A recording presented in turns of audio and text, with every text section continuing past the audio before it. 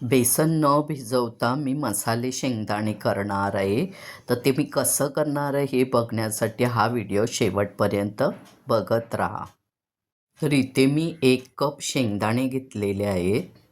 पाव चमचा हळद, चिमूटभर हिंग, पाव चमचा धना पावडर, पाव चमचा गरम मसाला, अर्धा चमचा भाजलेल्या जिऱ्याची पूड, पाव चमचा काळं मीठ, अर्धा चमचा चाट मसाला, पाव चमचा साधं मीठ, 1 चमचा लाल तिखट आणि पाव चमचा आलं लसूणची पेस्ट घेतलेली आहे. छान मिक्स करून घ्या. मी व्हिडिओ मंगळवार आणि शुक्रवार अपलोड करते, तर ते बघण्यासाठी तुम्ही फॉलो आणि सबस्क्राईब करा. पोहे खायचा 1 चमचा बेसन घेतलेला आहे आणि 1 चमचा कॉर्नफ्लॉर घेतलेला आहे. तर ते मिक्स करून घ्या हलक्या हाताने. आणि तुम्हाला माझी रेसिपी आवडली तर लाईक करा, जास्तीत जास्त शेअर करा तुमच्या मित्रमैत्रिणी नातेवाईकांना.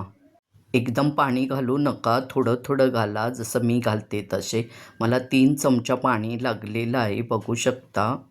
आपलं छान मिक्स करून झालेलं आहे. तेल कडकडीत तापवायचं आहे. गॅसची फ्लेम कमी करायची आहे आणि स्लो टू मिडियमवर छान शेंगदाणे तळून घ्यायचे आहेत. अगदी आतपर्यंत खरपूस भाजले पाहिजे. 3 किंवा 4 मिनिट लागतात. आणि थोडंसं गुलाबी रंग दिसायला लागला की टिश्यू पेपरवर काढून घ्या. आता आपलं झालेलं आहे, काढून घेऊया. इथे तुम्ही आवाज बघू शकता. मस्त होतात, करून बघा. आवडले तर like, share, subscribe, follow, comment करा. मस्तच.